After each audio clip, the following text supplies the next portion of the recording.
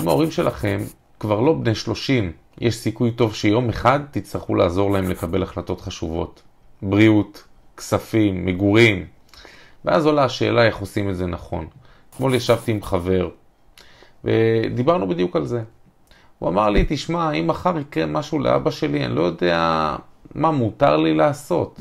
האם אני יכול לגשת לחשבון בנק שלו, או לקבל החלטות רפואיות בשמו? אין לי מושג. וזה בדיוק מה שאני שומע שוב ושוב. אנשים מגלים את המצב רק כשהם כבר בתוך המשבר, כשאין זמן לחשוב, כשהדברים תקועים. ואז הדרך היחידה לפעול היא לפנות לבית משפט, לבקש למנות אפוטרופוס, להיכנס לתהליך מורכב שלוקח זמן, עם הרבה בירוקרטיה, ובינתיים אי אפשר לשלם הוצאות, אי אפשר לגעת בעסק, אי אפשר לטפל בהורה כמו שהוא היה רוצה, וצריך להתחיל לנחש מה הוא היה רוצה שנעשה עבורו. אבל יש דרך אחרת, שקטה, מסודרת, מראש. קוראים לזה ייפוי כוח מתמשך. אז מה זה ייפוי כוח מתמשך?